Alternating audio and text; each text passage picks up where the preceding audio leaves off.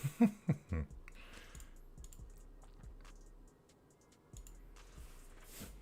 not good, bro. It's not looking good, bro.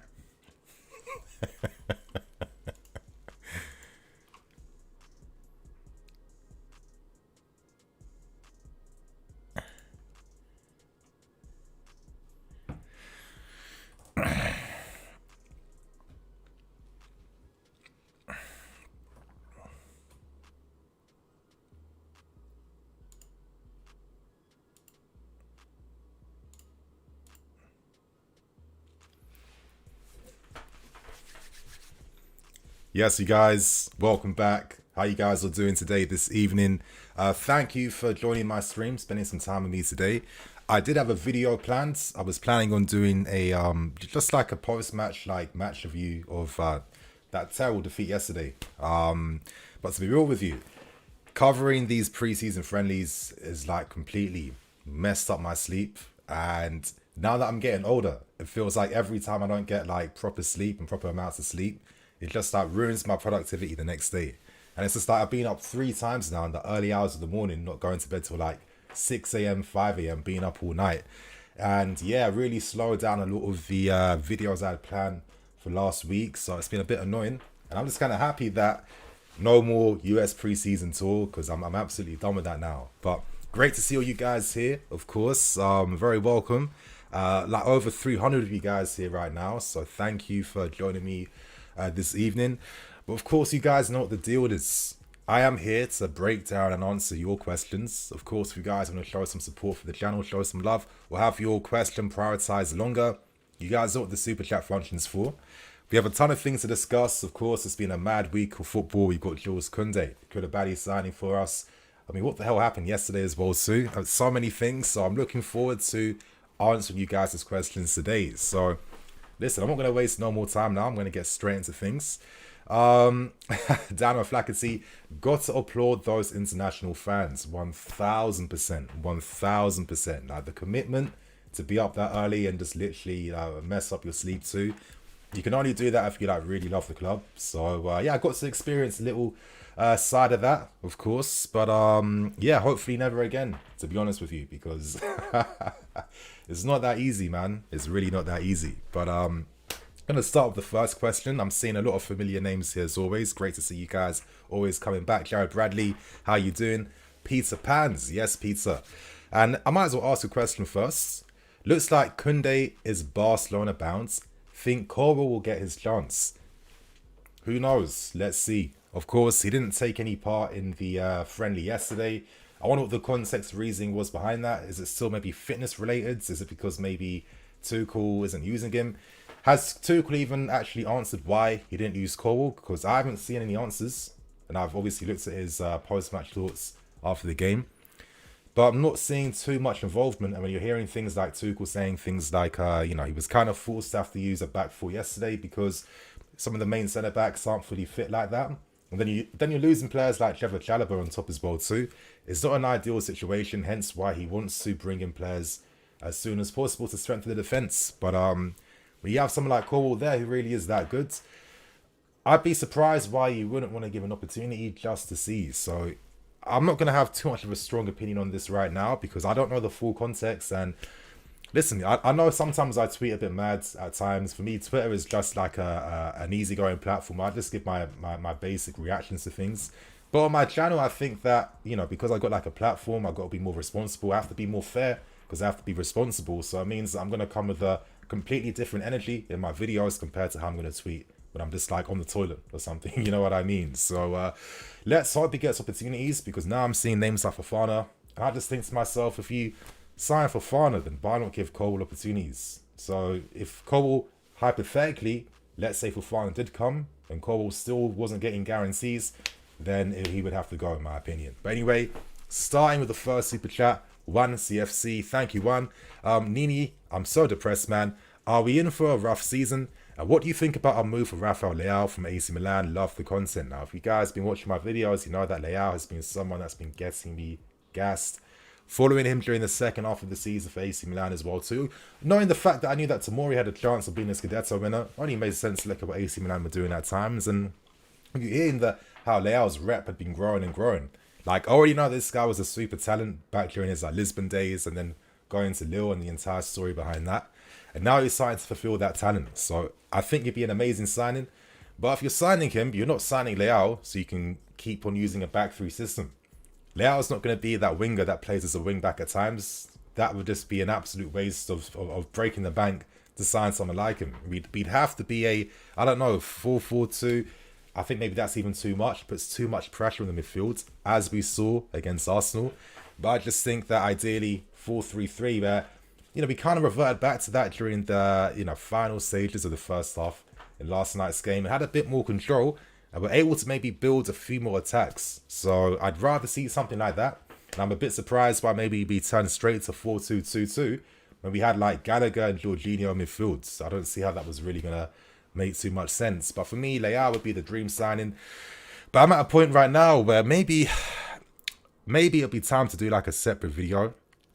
I've always had like these little rough ideas of doing like maybe like a Nini After Dark type of series where any like observations or questions people have, I just do like a little quick video at night time, you know, dim the lights, little like colored LED lights behind me in the background, just so I can break down and talk about stuff like this. But I don't know, I'm starting to feel like after the rejection that we've been facing throughout this summer, it feels like it's humbling me a little bit, in the sense where it's like, you know, I started off the summer having dreams of like Dembele, Rafinha, you know, big names, big targets, big options. And right now that we're in reality, that is far away from that. And it feels like that's kind of out of our realms and level. And that kind of saddens me a little bit. I say Leao, but deep down, that feels like a fantasy I know we could never, ever get done. And it gets me thinking, if we have hopes of beating Liverpool's and Man City's, eventually we're going to have to sign players like this. So it's just like we need to create a plan to make ourselves very attractive to be able to entice these guys. Because for us, we need that, because the only way we can get them is by splashing the cash and overspending. And I think for the right players, you have to overspend. So thank you, One CFC, for that, man. Moving on to Joe Abdi. Yes, Joe, how you doing? Paris Saint-Germain and Mukiele make so much sense right now because they're planning on using a back three. He can play as a right centre-back, right wing-back. Could have been useful here. You're right. Of course, during for RB Leipzig, he's played even as a right mid at times, right back, in the right hand side of a back three. There were options, there were targets. Maybe it's too much pressure on Tuchel and Bowley, because actually I don't know. Maybe I'm sounding stupid. We know that Tuchel has been using he's been outsourcing like data analysts work from like a company he used to work with back when he was a Dortmund manager. So I'm sure they're helping with targets and names and stuff like that. But I don't know, I've always kind of felt like with us, signing defenders for like 80 million, 90 million, has that really been like a Chelsea thing? And do we really have to do that? We've always had like a lot of success signing, making smart purchases, of course, that have that potential to grow and become even better. And Mukiele, tactically makes a lot of sense, fits a lot of great roles. And, now that Campos is at Paris Saint-Germain and they have a sporting director who knows what he's doing, has that power to make these executive decisions, don't be surprised if they absolutely level up, because compare their business to this window compared to last window, Paris Saint-Germain have only ever been about superstar guys and fantasy all the time. And listen, reality doesn't work like that. So Campos is coming in, taking control and making smart executive choices. He would have been an amazing guy to bring to this club if that was possible. But we'll have to see what he does at Paris Saint-Germain. But I mean, based on the guy's track records, just from his involvement and signings alone, he won Monaco a league and Lille a league. And when you're doing it for clubs where maybe you're not thinking they'd be able to level up like that, he obviously knows what he's doing and he understands the importance behind certain profiles to target to improve your team. I feel like we're lacking that. Credit to Bowley. I think we have to understand and maybe sympathise a little bit that ideally he wants a sporting director here. We got the sanctions done. It takes normally like 9 to 12 months, pass on the ownership to new owners. We did all of that in 3 months. So the guy's flying left and right. He's all across Europe talking to agents, as well as sorting out contracts, as well as doing so many things. So people are working overtime. I just think that the sanctions, unfortunately, killed a lot of time that could have been used very wisely for us. And I guarantee that if we had those extra 3 months, We would have secured some signings, I think, a bit earlier, knowing that we could have spent that time talking to them and preparing ourselves to get ready to make bids. So I don't know. I feel maybe next season is the time I'm really gonna like judge things. Maybe even in January if we're able to bring in a sporting director, because it's starting to feel like, in my opinion, we need a sporting director to come in now to help bring like some long-term planning behind these signings, to help sign players that are part of a vision we're trying to build here. Because at times it does feel like, to me, some of our signings are a bit opportunistic, depending on who we can get and who's available, compared to who are the right profiles we actually want, who we know are going to be good for our team. They're the small things we have to improve upon, and I think with time we can definitely get there. But I think moving on, I think got a few more super chats. Sorry if I'm not seeing it right now, you guys. Okay, CFC videos, my guy. How are you doing, man? Does Thomas Tuchel play Deadwood for financial reasons, or why? Now, I've been seeing the argument. I'm not going to sit here and act like I'm an expert that knows every single thing. But I don't know. I guess like my first observations from like reading those questions is the fact that these guys have been here for multiple pre-seasons and they only ever just go down in value every single year. So I don't really understand the reasoning behind why you're turning towards them again. And how is a pre-season going to boost anyone's value when you're playing in a lot of meaningless friendlies most of the time? But most times it's like the games are more important as you get closer to when the league starts. So I've not really understood that argument. And I don't know. I just, even though maybe we can see the like inconsistencies and maybe little hypocrisies from our manager, we can't pretend that managers everywhere in the game don't have the same energy, because you have to. I mean, let's be serious. It's part of the game to do things like that. But I don't know. It does feel like a bit of a waste to be giving game time and opportunities to these experienced guys who have no future here and have been literally regressing and regressing every single year to a point now where it's becoming very impossible to sell them. And that's something I've been moaning about for a few seasons. Kind of just seeing what the scam was in that sense, knowing the fact that I'm covering stories. This is like the third year in a row I'm talking about Bakayoko going out on loan. That's why this summer I've refused to talk about Bakayoko. I spoke about this guy too many times, way too many times, and he's still here. So what's that telling you about how clubs across Europe are seeing us? It's just like, these guys clearly are going to be a bit of a gamble, knowing that Chelsea can't move them on. They're on big wages as well too. It's going to be very long negotiating. But listen, if we can maybe get something from them and they cost us nothing on a loan fee and we can subsidise the wages, let's go for it. And people have been taking advantage of us for years due to this. And it's always come down for me to just, stupid valuations for players. I think one of the prime examples recently that was even doing the rounds on Twitter was Michy Batshuayi, asking for like 50 mil from Dortmund at the time. What, did you think that he would just continue to keep that value? I'm not too sure sometimes. I think maybe as fans we kind of have like that feeling around players about, okay, this guy's a good player, this guy maybe isn't as good. We just have, I think we're more like feeling based, but it's like, okay, move him on, because he's not going to get better. He's not going to grow. Like, if he's not at Dortmund again on loan next season and he's going to Crystal Palace the year after, then how are we going to export? He's going to score 30 goals at Crystal Palace.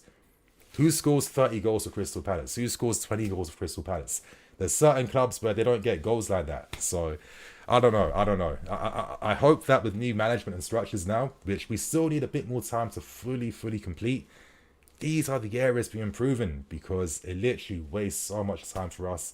And it's come to a point now where we're still bringing these guys to pre-season and not giving opportunities to maybe certain talents that maybe could benefit. Who knows? But moving on to Slimy Dudes. After yesterday's game, a rebuild is necessary.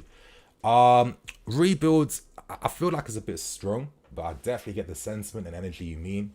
I think we have to see some new ideas now. We have to see a few more tweaks made. I keep saying that myself all the time as well too. It seemed like, based on the comments made by Tuchel after the game, he was kind of maybe forced into having to use a back four setup. Is he kind of doing that as well too, to show, listen, this is why we have to put more efforts into the window and we have to bring in signings now, because do you want to see this when the season starts? And I say that because, let's be serious, 4-2-4-4-2, when did we ever use that? And how much time really was there for Tuchel to like train the team and coach them to have like a proper setup in terms of how we're going to build up, play, etc. In terms of, from everything I've seen Tuchel doing, bro, like even that game last season against Spurs in the Carabao Cup where He surprised us all by using Ziyech as like that auxiliary winger slash wingback. This is what he can really do. So I can't imagine that, he can't coach a competent 4-4-2. Of course he can. Maybe this is a bit of a reaction. And it did seem like some of his comments were targeted towards certain players. Like, listen, he doesn't want them to be here. So I'm a fair guy. And I do like Tuchel, even though I will criticize when I see fit. And I'll do that for anyone, yeah. But I'm not going to sit here and just act like he doesn't have certain things going in his favour. And realistically, he inherited a lot of players that he doesn't like. Like I told you guys about Timo Werner the summer after we won the Champions League, that I was hearing stuff that he didn't rate him. And it does seem like this was definitely the truth now, because 12 months later, now we're starting to get concrete understandings behind how Tuchel sees him. So I guess the frustration has been that we haven't been able to sign the Dembeles and Rafinhas that he was hoping he could turn to and use. He wants that 1v1 specialist. So it is going to be hard for him. And I think because of those reasons, I hope we still get top 4 for next season. But I'm kind of accepting that things would be a bit difficult. And I'm okay with that, as long as next season at least, I see more positive signs towards the future. If I can get a better understanding behind our final third play and what the game plan is to create quality chances, and I'll accept conceding a few more goals, knowing that, okay, we're at step 1 again. And once we get a sporting director working alongside Tuchel who can recommend certain profiles and targets for the football, then hopefully things can improve over time and get better. So, it's one of those situations where as fans, it's easy for us to just kind of be a little bit like frustrated in the moment, maybe a bit reactive at times too. I'm like that myself. I'm not going to sit here and act like I'm on some like different like hemisphere of thinking and stuff like that. Absolutely not. But I don't know. It's going to be a difficult one. And hopefully over time, things do improve. But last night was just atrocious. Absolutely terrible, to be fair. And I just found it kind of funny that in the first half, we used a new system that clearly didn't have much time worked in. Clearly, he had like, the wrong profiles playing in that team as well, too, for what they were trying to do. I'm seeing Jorginho isolated by himself. You never want to see that happen. So immediately, that's telling me things ain't working. But then in the second half, when we revert back to like a more familiar way of playing, yeah, we can play out from the back. But we look super impotent in the final thirds, as always. So, a lot of work has to be done. And I don't even think it's just necessarily down to the signing players, because I think for me now, I'm starting to think, who can we actually sign? If some of these men don't come, who are who are these like 7th choice options and these 8th choice, 9th choice options, stuff like that? And it's just like, should we be signing them if they're that low down in the pecking order? So yeah, so it's a bit of a sticky situation right now. But moving on to, I think, another super chat I missed. Saeed, thank you, Saeed. I wonder why we didn't seriously target Skriniar. Well, I think it was because of the price, right? I think that's why we kind of left him as Paris Saint-Germain were negotiating for him and went to De Ligt, even though we got price out for him as well too. Or actually, no. Was it? I don't think it was necessarily even being priced out. I think it was the fact that Bayern, again, another club, able to persuade a player they want to ignore us and reject us. And I wonder what these clubs are saying. Like, do you want to be like another Kai Havertz and stuff like that, coming here and not fulfilling your potential? Maybe I'm being cynical, and I can admit that. I'll hold my hands up towards that. But some of these guys, some of these links that we were looking at, and then we're not able to even get anywhere near close. Knowing that we have a lot of money, I thought there was a lot of money to spend in this window too. It's, I don't know, it's worrying. And for me, as I started the stream by saying, it's kind of like humbling for me to know that we have a long way to go to really be that super club where if you want to go for De Ligt, it shouldn't be a battle to try and sign him, But let's move on to the next super chat. Guido Bar, thank you, man. What do you think Tuchel has to do to improve the mentality of the squad? They look so uninspired and lost in game, like they have given up already. I get what you're saying. I appreciate that, man. Based on what Tuchel said, it does feel like maybe certain players that kind of had their eyes set on the move already maybe should go. Because from a football professional perspective, you don't want to risk getting injured during a time like this when your future at the club is in a precarious situation. Imagine you're putting your effort in a pre-season game, you get a knock, let's say a little hamstring injury which keeps you out for 2-3 weeks, whatever. Let's say you're Aspilicueta, for example. Barcelona are like, nah, we can't go for you now. I mean, this came at the absolute wrong time. Moves off. So maybe guys like your Werners, maybe your ZX, Alonso's, Aspies, maybe players that want to leave, it can help the mentality more if they're gone. And it's just like we can focus on the future then in that sense. But also, I don't know about uninspired. I think maybe that's our perspective because our football is a bit uninspiring in the final third. But I don't know. I think the main thing that stood out to me in that game yesterday was, we don't look fit.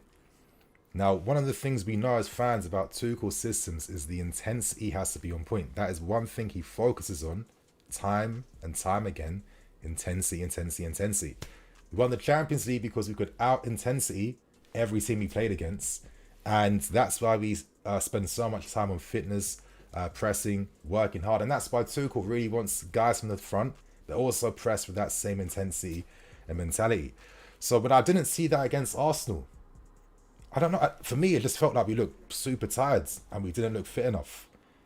Maybe it was things like, on top of that, confusion with what the system was, confusion playing with random teammates too.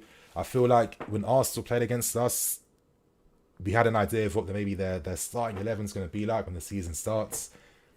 Maybe against Udinese we'll get a better a better idea when that happens. But that's only one more pre-season game and it's over then. I think we still need like a behind closed door friendly as well. But the Premier League season's coming way too soon, like 2 weeks time now. It's mad. But I don't know. I think it's like all those reasons combining that's like giving off this like effect of everyone looking uninspired and unmotivated. I think the motivation's definitely there. We've all been watching the clips that's been happening with how the squad's been performing in training sessions and stuff like that during pre-season. Everyone looks hungry and stuff. But I just think that ideally Tuchel would have wanted to have all the signings ready for the start of pre-season, working with them, and all the outgoings out. So you're not going to have like a mixed match of energies in the squads. So let's hope that can still happen. And I can respect the difficulties behind why it's not the case because, of course, it's the sanctions and, having to do so much in so little time. But anyway, bro, thank you for that super chat. Really appreciate that. I'm going to answer some of you guys' questions in the chat right now too. Moving on to Alexander Hurtado Moreno. We need Alan Saint-Maximin and Ronaldo. Oh, I think I think these guys are like the opposite of maybe of like what Tuchel would want in the team. Ronaldo doesn't doesn't press at all. Saint-Maximin's a fun guy, but for me, I feel there has to be levels between like, players playing for clubs like Newcastle and then making it at top 4 clubs like us. I'm okay with the idea of players having to pass certain tests. I think if you're Saint-Maximin, you've got to show at least double-digit goals and assists, at least. So show a club like us why we should spend the money on you. That's what I'm not understanding in football these days. It does feel like a lot of clubs maybe go for a lot lower options that don't always end up working out for them in their favour. I think Saint-Maximin's a sick player, of course, but realistically, how he plays at Newcastle with that freedom to carry the ball when he wants. When you're playing for us, do you think Tuchel's going to allow him to beat 7-10 man every single time and play by himself? Absolutely not. So I'm not too sure about Saint-Maximin. Ronaldo, I think Ronaldo's an interesting one because I see the arguments from both sides. On one side, the argument from people is sign players that suit the system and the manager. That's why we let Lukaku leave, because we need certain basics like pressing from the front, and Ronaldo is one of the worst in the league for doing that. But at the same time, I can see the other argument where it's like, we could potentially sign an amazing player like Ronaldo that we know doesn't need 50 chances to get a goal, literally is guaranteed sources of goals every single year. That's what he's made a career out of, and that's why he's one of the best players in the history of this game. And it's just like, we're missing out on a target like this because he doesn't press. Why is the pressing so important? So I can see the reasoning behind both sides of the argument. And maybe I'm like kind of somewhere in the middle a bit. Maybe that's why I want to see a bit more like adaptation and tweaks made, because even though Ronaldo's going to be 38 years old, so I mean, Ronaldo is Ronaldo. He'll still be a guy that's going to get you double digits. And there's a reason why Ten Hag is still trying to persuade him to remain there, because they know that they can benefit from his goals next season. So let me find some more questions to answer. Al Hamza, I want to see a player like Mata at my club. If they can't press, then ignore it. Moving on, Quab, Koundé has gone to Barca. Yeah, of course, saw the tweets from Romano. Another player they've been able to bag from us. But I think for me, man, I think it's simply due to this. Let me have a little drink first. It's a little bit dry. I don't understand why, with all that time we had, with all that time in advance in which we agreed personal terms with the player, that we then decided to have this guy waiting on standby so we could pursue guys like Nathan Ake. Like, that is a management decision in my opinion. That is a management decision, and they got it wrong. Because if you secured Koundé a month ago, Barcelona can't do anything, and we're not in a situation now where we're battling against them again to try and sign the same target. It doesn't make any sense. Koundé agreed to everything. How many reports was coming out of Sevilla and the player and the agent being a bit frustrated by the lack of movement? And let's not be stupid. You think these guys aren't going to see all the public reports of our interest in De Ligt, Ake, Kimpembe, every other option that wasn't Jules Koundé? So it comes down again to me of why did we decide to take that decision of leaving this guy on standby for all this time for no reason when lots of things were done? And I don't care that previous management agreed the same terms.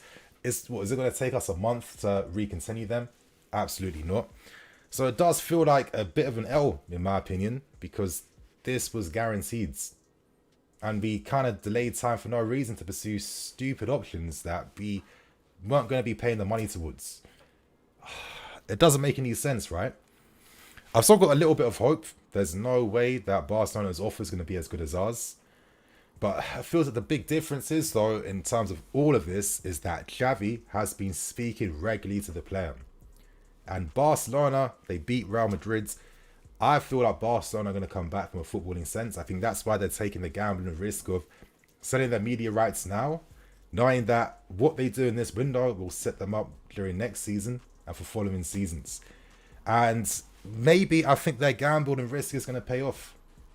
If they secure Koundé alongside Christensen and Rio, plus some of the world-class youth they have in Pedri, Javi and many others, Ansu Fati, plus the talents, like guaranteed world-class talents too, and like your Kessies and Lewandowski's as well. I mean, come on. You're looking at that Barcelona team and they're starting to feel like they're back now and they have a plan and way of doing things. So this is what we can't compete against.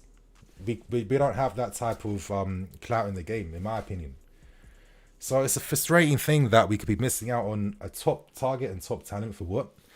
And now it's like, who do we go for now? You know, Skriniar, I thought we were outpriced for him when we tried to negotiate something with Lukaku as well too. Are we going to break the bank again now because we have to out of desperation?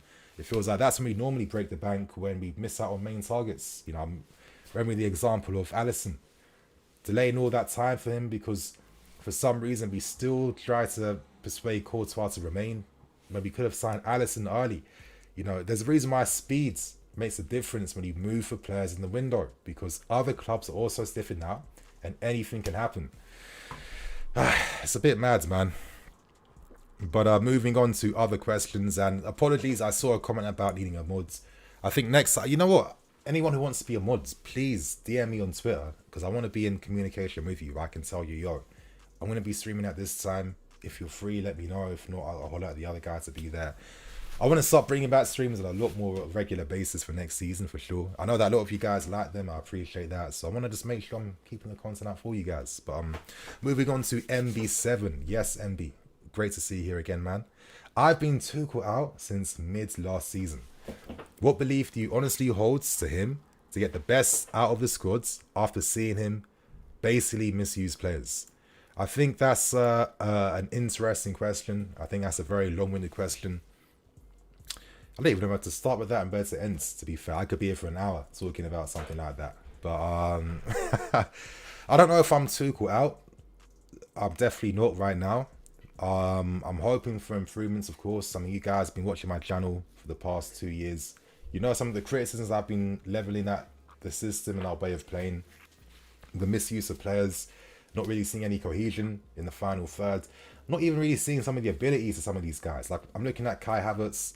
The Havertz I saw at Leverkusen and the Havertz I'm seeing here now are two completely different ones, where he's playing as like a striker that gets no service. You know, all these players rely on quick service, which we don't do.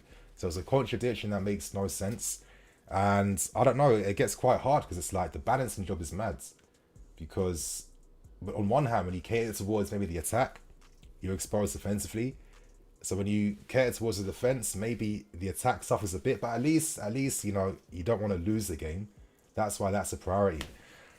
So this is why I'm kind of hoping. I think maybe the only way now is to maybe move away from things is having that proper sporting director who can maybe bring some proper professional footballing opinions and advice in terms of how we need to move and transition away from certain things. I feel at times with this club, you always find it quite hard to transition away from an old way of playing to a new way of playing. I think that's part and parcel of the game. You know, at this level, you know, you play against the same club on average twice a season. So you have to think that after maybe like, I don't know, 3 seasons where you played against a club, I don't know, 4 to 6 times, they'll understand your system and find you out. This is the highest level. This is why in the Premier League too, we have some of the best managers in this league. It's very competitive and you get found out eventually. And I guess from watching this pre-season so far, something that hits me is like, are we starting to get a bit too predictable now? Our opponents are a lot more confident and understanding of how to counter us and play against us, because I'm not really seeing too many new tweaks and ideas made in the system and this current setup. So yeah, it's a mad one. And I guess ultimately the only way to really help the manager is by signing the players he needs. But this is where we have a lot of difficulties because we're not really able to do that all the time. And when we are supposed to, I think the executive decisions aren't on point at the right times. I'm looking at guys like Chouameni. No way in hell I'll be like ever understand why we didn't make a move to sign him straight away after he became the League One Young Player of the Year that season. I would have coughed up the 50 mil, 60 mil straight, because you know that after another year, his value is only going to double and only going to grow. So to have to see him for another year, but then take on Saul on loan, which for me was purely opportunistic. But this guy's been shit for 2 years and he's on the decline.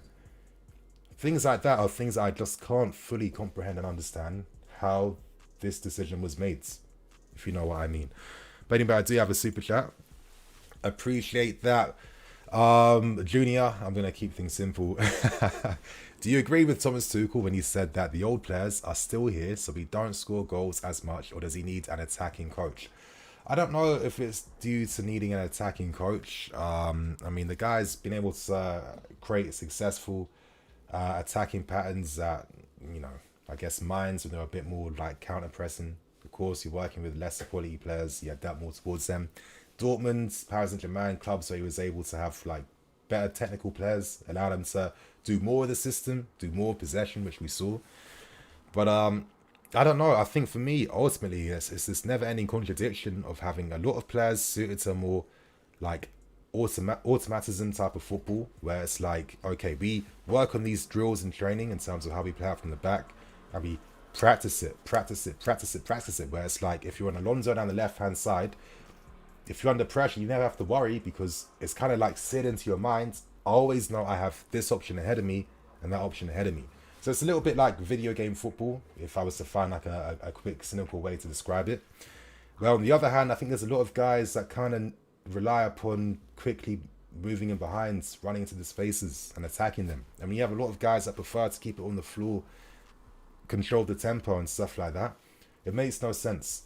So for me, ideally, if we had been able to sign someone like an Nkunku, I think he kind of complements playing with Havertz, Mount, and of course himself in our front three, because I feel like those profiles more suited to playing in tighter spaces with close control, press resistance, low center of gravity, etc., etc.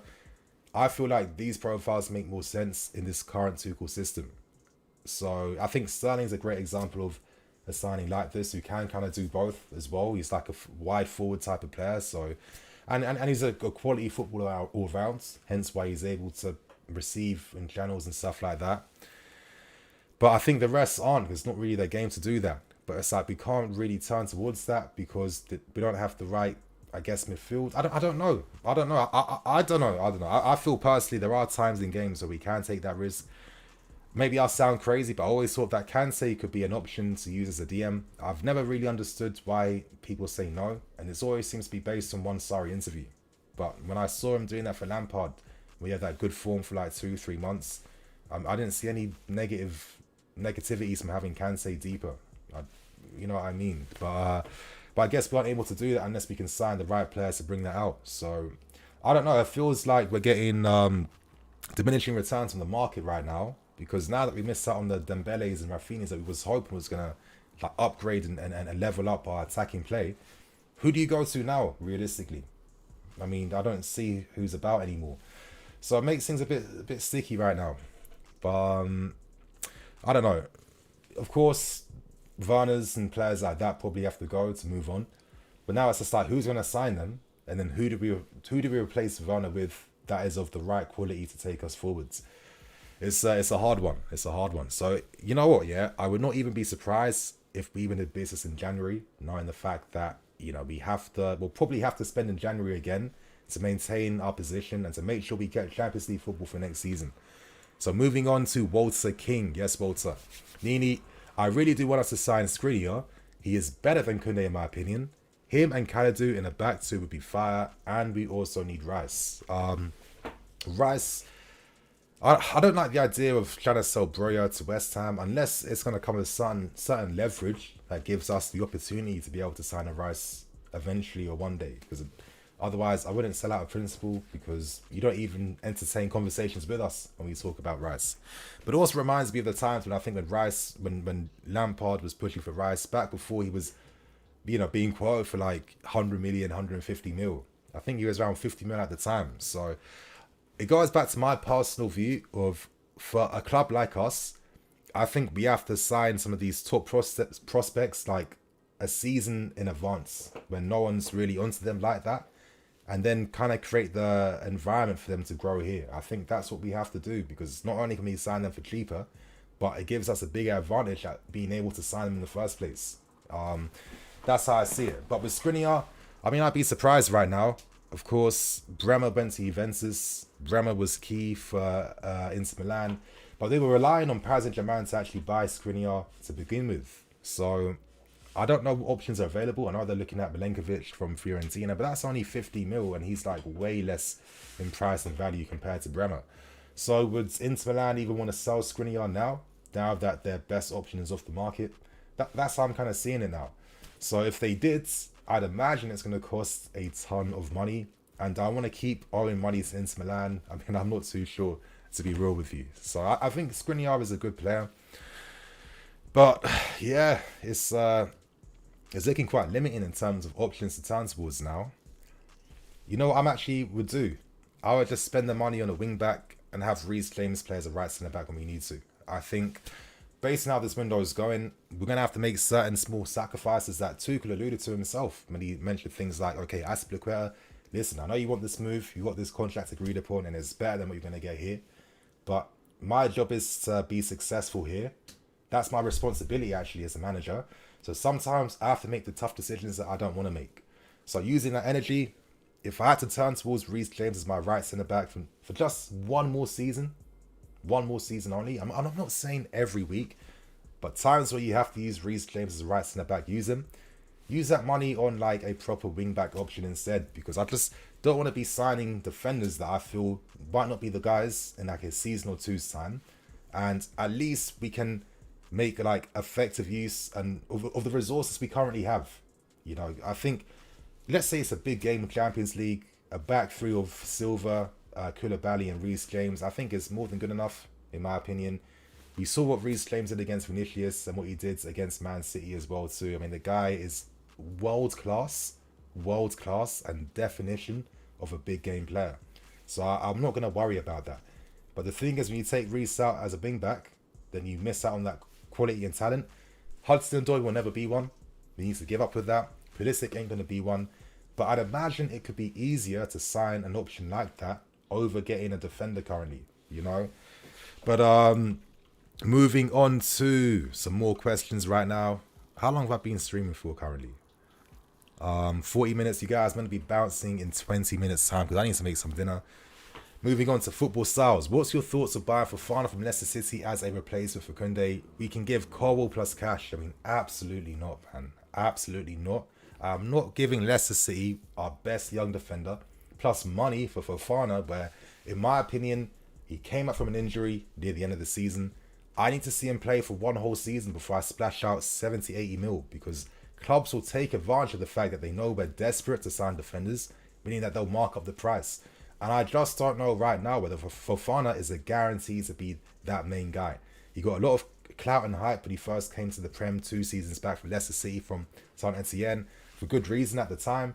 But time has moved on, and I watch this guy play, and he is not this finished article that I feel a lot of people in the fan base are telling themselves, because it's just like, we need to sign a defender for the sake of it. He will still be error prone. So if we sign someone like him, we have to accept the facts that he isn't the finished article, and there could be times we are going to be frustrated by decision making, for example, or positioning, or being weak in the 50-50, or using the wrong tackling technique, giving away a silly foul, etc., etc. He's one of those guys that, for me, I would pay great attention to. But in my opinion, I want to see him play for one more season before I'm committing any money towards him. Because if we're going to be offering Colwell plus money, I think that's absolutely stupid. Because why not just give the game time to Colwell then, if you're looking at like the same profile? If we were doing things like, it's the same thing with Gvardiol as well too. We got a guy that for me is kind of on the same level as these guys, so why not give him the minutes then if we're struggling? So if we don't do that, then I don't really understand what the point of anything is, to be honest with you. But yeah, absolutely not. I feel like now we're going down to our 8th choice, 9th choice options. Now we're trying to rationalize signing Fofana right now. In my opinion, listen, I don't want to like project my opinion like my way is the highway. We agree with things, we agree on things, we don't agree on things, etc., etc. But I'm not speaking from my perspective, yeah. I need to see Fofana more. I think another option too is Lacroix. I know that last season he had some difficulties at Wolfsburg too. It's not as simple as just expecting that every year they'll level up and improve and improve and improve. Even though these are guys I'd pay attention to and watch, because there's a lot of great options around there. But for me, I think it's about signing these guys at the right time when you have to. So, I don't know. I just prefer to be signing a wing back right now, honestly. Charlie Moya, no links, but I think Ndinka could be a good guy. I think AC Milan are getting close to signing him right now. And I don't know, now we're getting to this type of path now where we're looking at just like anyone and everyone who has like a little bit of something about them. That doesn't necessarily mean that you're going to be like a Chelsea quality type of level player straight away. I didn't see like much interest in big clubs for Ndinka, for example. So I just don't feel as confident. Yeah, I'm not as fully clued up on something like Ndinka's game, even though I know about him, know how he plays, know he's left-footed, tall, 6'4", etc., etc. But I just want to, I want to look at signings that I know can help us challenge against City and Liverpool and rivals and our counterparts around us. But moving on to other questions. Olu, Renato Sanchez and Rafael Leao for the attack. I think Milan and Paris Saint-Germain are still trying to do something to sign Sanchez. I don't know. I kind of see Sanchez as like a Kovacic. He's like that same type of player. So I don't need two covers in my team. I think we have one cover. We don't need two, and our cover's more than good enough. Moving on to Michael. I want to see Mount play deeper as a number 8. Yes. So we can have two wingers playing together, be more creative. Yeah, I'd like to see that. I feel like as fans, we've kind of seen this system over the years, many a time, to good effect. And I've always felt like we have a lot of profiles now that could probably take advantage of playing like that. Like a midfield three of, I don't know, George and cover Mount, or I don't know, Kante, cover and Mount. I mean, I feel like we've got the options and profiles to do something like that. I mean, you got like the option to use like 5 subs. We could easily revert back to back 5 afterwards and do stuff like that. I feel it's got to be done like that now, where we just got to be making the right decisions as best as we can. And I think when Mount is dropping deeper, receiving from the centre back and the left back, like which we've seen time and time again, that half turn play he has, the upper body strength he has, the way he can pass quickly between the lines, the way he pins the ball, his switch balls. We know he's one of the best at this club right now at switching the play. I see these options that some of our current players can bring, but in this current setup, because it's all about finding the balance for the entirety of the team and not just one or two of these guys, it does feel like we miss out on some of the best qualities from them because we don't really use it in the system. Like, I'll look at Havertz. This guy was prospering when he's playing, you know, off his man when he has space to move into. Okay, I'm gonna have to stop what I'm saying right now. I got some super chats. Oh shit, I appreciate that, Casey Day and Toby Mullen. Really appreciate that. That's really big super chats. Very humbled. Thank you so much, and that gives me a lot of time now to answer both your questions. So starting with you, Casey Day, I believe that we are. I believe that we are weakest in our link-up play to attack from the midfield. We play wide with players that aren't great wides, and we use a double six that also plays wides. We offer no verticality. Shout out to the chat. Yeah, shout out to the chat, you guys. You guys are always sick and obviously make this fun. That's why I need to do more of them, to be honest with you. Let me say, read what you said again. I believe that we are weakest in our link-up from attack to the midfields. We play wide players that aren't great wides, and we use a double six that also plays wide. We offer no verticality.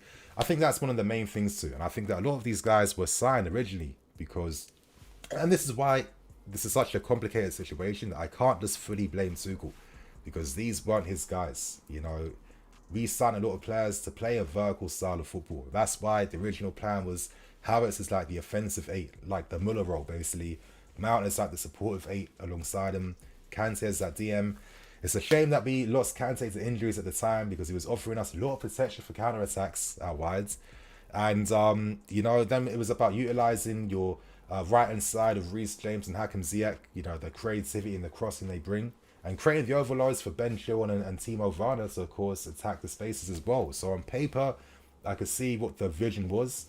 And I think this is where things get hard because Tuchel's thinking playing that way would be good, but unfortunately, unless the club's telling me I've got 4 years here to build a team, you know, I have to be about results. And of course, when he signed for us, he wasn't given a 3-year contract. Like, can you imagine that? You've hired Thomas Tuchel, and like we didn't give him a proper contract. He had to kind of prove himself and work for that contract, if you know what I mean. And that kind of sums up some of the things our previous board did. So that's why I'm kind of open to a new one, and I'm hoping for new things and things to come.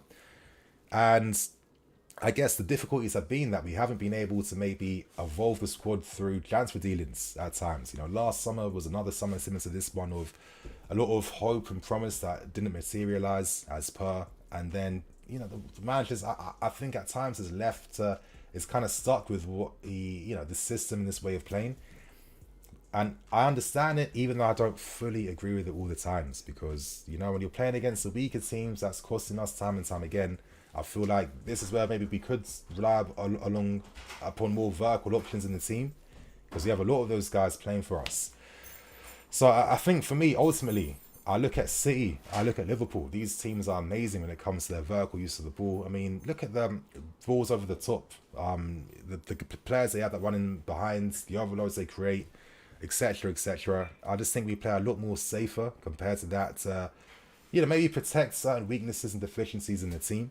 And I feel like that's always going to bottleneck us. And that's why we are ultimately a cup team. Because I don't think this football is sustainable to win you a league. But in a cup, as long as your form's sick and players are fit and you have the right position and stuff like that, then anything can happen. And it shows that, of course, it keeps you competitive. But I just don't think it's going to make us champions and winners.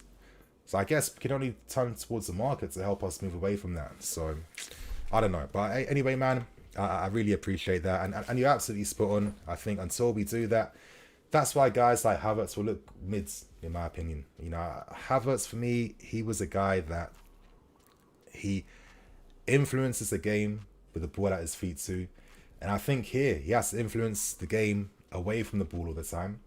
And we don't really help him at times. Like, for example, if I see Havertz on the left-hand side, I know he's not going to take any shots because the stronger foots, the angles are just all messed up for him to do anything like that. Leverkusen, Germany national team, he has that right channel for a reason.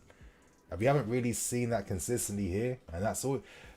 Just decisions like that baffle me, you know.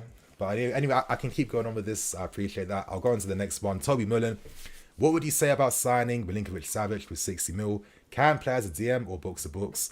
Arsenal and Man United want him with one arm midfield, strong and got huge engine. What about Pau Torres? He could be good too. I wouldn't be surprised if Pau Torres became a signing we made because, He's like one of the only few guys left in the window. I think he's a great player on the ball, but he's a little bit similar to Kimpembe for me in the sense that, yeah, these guys are really sick at playing out from the back. But in terms of like, things that I know Chelsea fans want to see, your defenders that you feel confident will win their duels, win their tackles, be those warriors at the back. I feel like those guys aren't necessarily those profiles. Like Koulibaly is one, but it's no surprise that yesterday when he played, instantly, just in a short time he was on the field, you can tell this guy is going to be a rock for us for next season. But I don't know. Pau Torres is a good player, but it's one of them ones where it's like, okay, in 3 or 4 years' time, am I still going to be happy with the fact that Pau Torres is still at the club? And am I going to feel confident that he's going to like level us up and take us forward? I'm not too sure personally, but that's only my opinion. And in the case of Milinkovic-Savic, I don't know. I guess it'd be like, why would he want to leave to play as a DM when I think he's always been a books mids. I think last season for Sarri was able to really show that more. I don't even know how many times he really played as a DM for Lazio too. It must have been circumstantial because there's no way they'd be relying upon him as this is like a proper strong like tactical reason that we are going to play you as a DM. So what, Luis Alberto can push forward more. Milinkovic-Savic is sick at attacking the books and has great goal threat. So I don't know. I feel like with midfields, unfortunately, that is one of the least important areas because it has to rely upon outgoings. And we aren't really seeing too many links for teams interested in our midfield players unless we're going to make sacrifices on them. So I don't know. I feel like they'd be very expensive signings. And I'm not too sure just how impactful they'd be in terms of just like taking this team forward and helping us, get guaranteed places for Champions League football. Because I'm looking at Arsenal. I had Babs on, one of my favourite YouTubers currently, sick guy, Arsenal YouTuber. He was absolutely right when he was on my channel talking about Gabriel Jesus and what he brings. Jesus is one of the most intensive pressing forwards in this country. I can play all across the front three.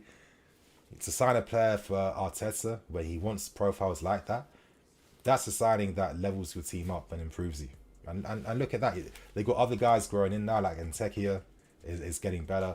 They've got the inverted fullbacks that they really want for that system to work by signing Zinchenko is a very, very smart signing. And I feel like when you have like that set system and setup, options like that become available in the market. And, you find a lot of unique players and profiles that you wouldn't normally turn to based on how you're playing. So I don't know. I feel like compared to how we're moving, compared to like our contemporaries around us, even Man United too. I mean, just smart things like using Jadon Sancho, a guy that costs you like what £80 million or something like that, in his most effective way. That is going to boost your output offensively for next season. That's going to make you a better, stronger team. You're looking at Antonio Conte for Spurs, signing Richarlison's, getting Longleys and Spencers and players like that to help with their efforts. I feel we're a lot closer to those teams compared to City and Liverpool currently. And yes, we signed 2 sick players in Sterling and Koulibaly. But as Tuchel rightfully said it is not enough. And it's a shame that those Rafinhas, potentially Koundés, other options like that, are now a thing in the past right now. So they're the type of signings that improve us and take us forwards. I don't know. I feel like Pau Torres and Milinkovic-Savic, even though they're great players, they feel a little bit sideways. I don't know. I Pau Torres is sick, but I could just see him getting done in the Premier League in certain situations. He'll need time to adapt to the intensity of the league as well too. Milinkovic-Savic, listen, if we didn't have any box-to-box guys, or let's say we were going to play like 4-3-3 for sure, I'd sign him as a box-to-box, but I wouldn't be signing him to play DM because I don't think he'd be the best DM compared to the best box-to-box mids. But anyway, I really appreciate the super chat, Toby and Casey Day.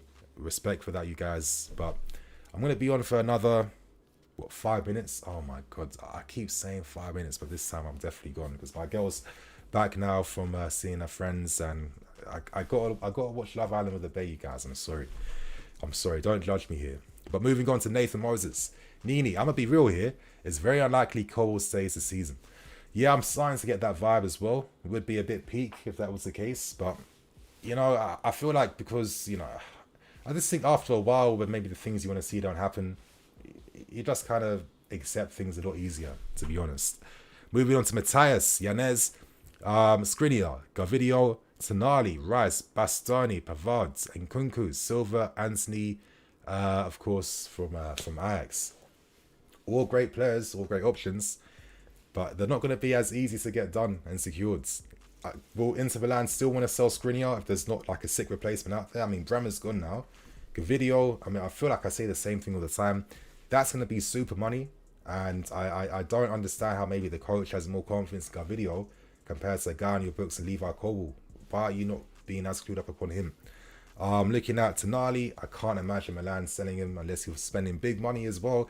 It feels like all these signings, other than Pavard, and I feel like Pavard would just be like a typical like Chelsea signing, where it's like they'll come in to do a job that you need, but they're not really like taking you to the next level. They're not really improving you like that. You know, Bayern Munich can afford to let Pavard go, and they'd probably be happy with that, getting a transfer fee back for him. He's a solid type of player, but that's all you're getting from him, ideally. And for me, they're one of those signings that are like your backups to like your big boy players in the same position. But I'm kind of just anticipating the news of us making a move for Pavard, and feeling a little bit disappointed because I'm thinking, okay, it's going to be a top 4 battle for sure for next season, and it's going to be a season where we'll have to grind results out at times. And I don't know, when I see clubs like Liverpool and Man City, where, you know, overtake us, when we had like a massive head start over them, I definitely think there's a conversation behind that, behind how it got to that point in case, and what we're doing with our decision making at the top, where, you know, other teams are starting later than us and now overtaking us in a much shorter amount of time. And I don't see those clubs looking at your Pavards, for example.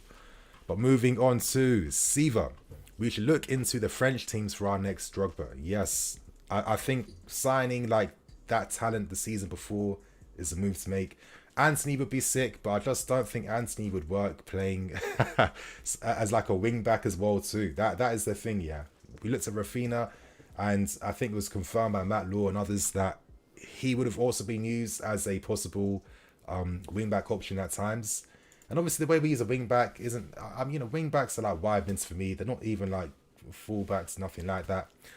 But I think someone like an Anthony kind of has to be receiving a bit higher in that right channel out wide, not that deep.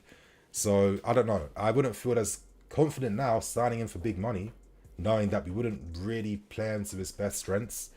So I mean, I don't know, I think that's, for me personally, that's always like the bottleneck behind a lot of the business we're doing, where it's just like, you know, looking at big options, but then they have to kind of tweak their game to suit us, and it's just like, why are we not kind of like tweaking the system around their best qualities and strengths? But moving on to I've got a few more questions to ask.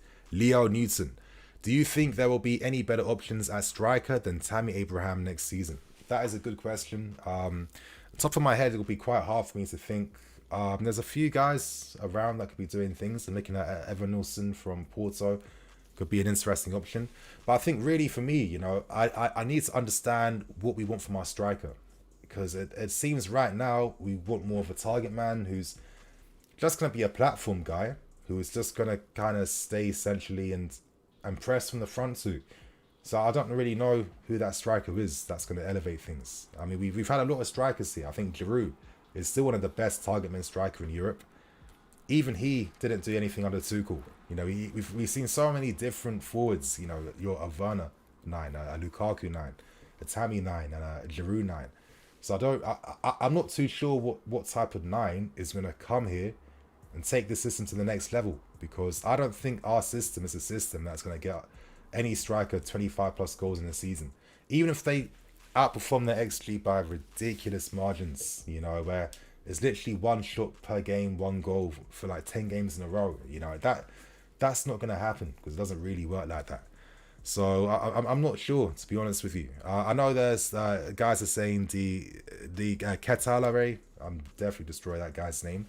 I think what Leeds and AC Milan are trying to sign him now. I think he could be the Havertz 9, maybe that kind of maybe Tuchel wishes Havertz is, but you're still signing a guy that's going to need a bit of time, that you're going to have a game plan for. You know, when you're going for guys like this from the Belgian league, they have sick talent, but I'm not going to expect them to light the league up on fire in his first few games. They're the signings you make where it's like, We believe in your talent. We believe in your ability. Here is your roadmap in terms of how you're going to be that guy in the future. But moving on to Aravind Venki. Thank you, bro, for the super chat. Hi, how are you? A little bit tired, a little bit hungry, but not too bad. I feel like some players in the squads don't like to play under Tuchel. What are your thoughts of bringing on CR7 or St. Maximin on the right wing role? I think St. Maximin, for me, you got to be doing a bit more at Newcastle before you're stepping up for the big boys. I want to sign guys where it's like you've proven yourself as well too. Not just signing you because your dribbles are nice, because it has to translate to the team. How is that going to necessarily improve us if maybe the decision making at times is not working, or the finishing isn't always on point? It's just a nice thing to add that isn't necessarily moving us forwards. And with CR7, I think Ronaldo is a guaranteed goal scorer, but we'd have to kind of adapt how we play. We know that he's not pressing at all. And after seeing what we've done with so many different strikers and not really seeing any of them elevate, I'm not too... I hate for us to be the club where Ronaldo wasn't able to get double digits. I think that would just be terrible.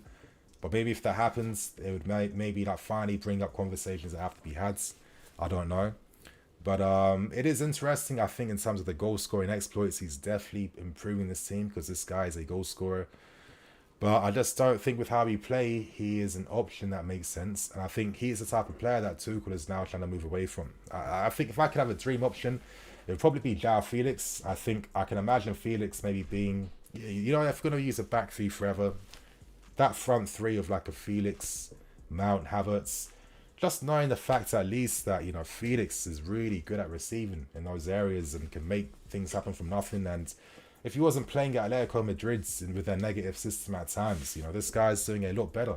You know, I think one of the main reasons behind his struggles for them at times has been because of things like pressing, where you have to run like a madman all the time. And, you know, certain players who are really like great technicians, I mean, I understand pressing the game, I really do, but just from like the fan side of me, yeah, that's what I'm trying to explain right now.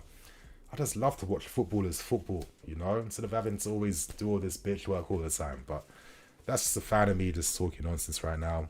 But he would be a sick guy that I think, okay, not only am I getting the fan side of me, like getting the enjoyment from the skill and the entertainment, because, you know, my actual philosophy of football is, for all the money we spend, for how expensive this game is, bro, I'm going to the World Cup in November and I'm only going for my dad. And I told this guy this. I'm only going World Cup for you because I would never pay for this. And I don't even agree with it based on some of the, you know, politics that's been happening there in terms of the stadiums being built. But it's like a father-son bonding thing. And it's like, how many times am I going to get to do that? But I'm just like thinking to myself, like, for all the money I'll be spending there, grands and grands, at least give me the entertainment for it. I'm sorry. I've been lucky enough to go to World Cups when I was a kid. The first one I went to was in 2006 in Germany. One of my favourite games, I was there for the Ghana-Brazil game where Ronaldo scored and we lost 3-0 to Brazil. I was at the World Cup final when Zidane did the headbutt, which no one in the stadium saw at the time because we were all watching the game. I've had a lot of like fortunate like memories in football, international tournaments and stuff like that. I'm just thinking, football, the price in this game has gone up exponentially, ridiculously for everything in terms of the food in the stadium, in terms of the football shirts we're buying now, where they're double the price compared to what they used to be. To, you know, now they're trying to sell finals and stuff as experiences where it's like you could be a fan that watches your team from the group stages all the way to the final. And now when you get to the final, you have to cough up like 3 times the amounts of money now because it's an experience that's being sold. I don't like it at all. And I just think that if you're going to make us spend double and triple the amount of what football used to cost, just bring the entertainment value. I think that's just a bare minimum thing, because no matter how serious we take the sport and how much we love football, it is an entertainment at the end of the day. Meaning that if some serious things happen in the world, we would quickly forget about football to prioritize them. So, yeah, you guys, maybe a bit of a bleak way to end this this stream, but I'm gonna bounce now. Maybe, I don't know. Before I go, maybe if you guys in the chat give me some insight, give me some answers. I always had an idea of maybe doing like 3 streams a week, but I don't know if that's like overdoing it or killing it. If you guys think maybe seeing 2 to 3 streams a week is a good thing, let me know in the comment section for sure. But right now, you guys, I'm going to bounce. hang out with the bay, eat some foods, and keep it moving. Tomorrow, content will be coming out. Got the videos planned and prepared. I'm just looking forward to going to bed really early now so I can just catch up on my beauty sleep because, yeah, man, these US preseason tours has literally killed my energy levels so much throughout this week. It's actually mad. So, you guys, thank you for staying tuned in and watching me. I'm Nini FC. This is Blue Line TV. Catch you guys there with some more videos.